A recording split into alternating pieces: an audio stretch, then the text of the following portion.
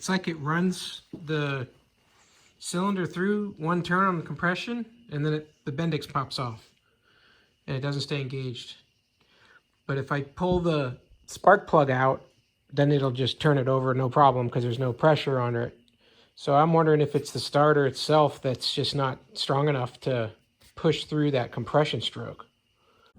It engages, and then it comes off the bendix, and the starter will spin.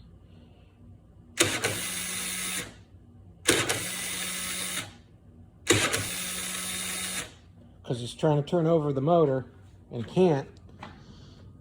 And it disengages, but your starter, it's still spinning fast because it's working, the battery's good. And that's what's going on. So now I'm going to pull the spark plug off and then show you how it'll stay engaged and keep turning and turning. So now the spark plug's out, and listen to how it turns over.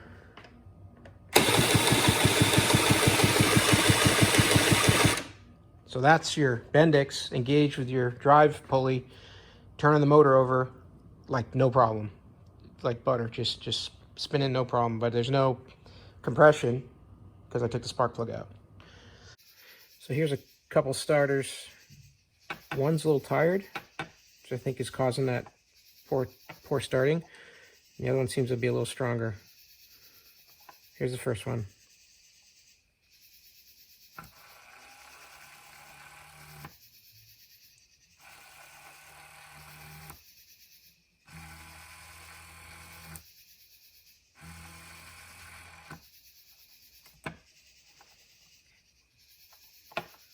Here's the second one.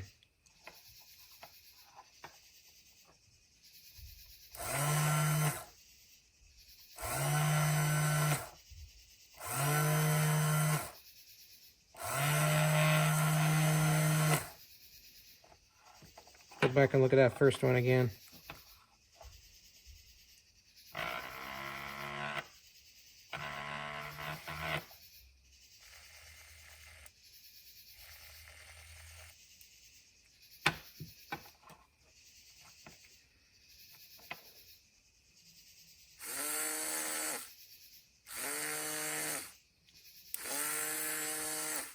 So I hope it's coming out in the video.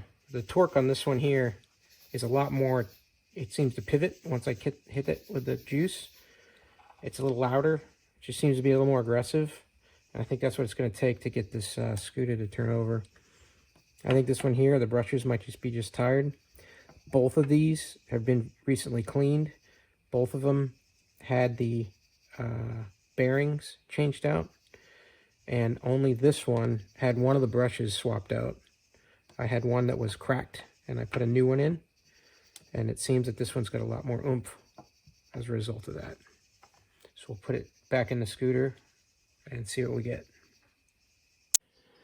So we got the stronger starter installed and the system put back together. See how it turns over now.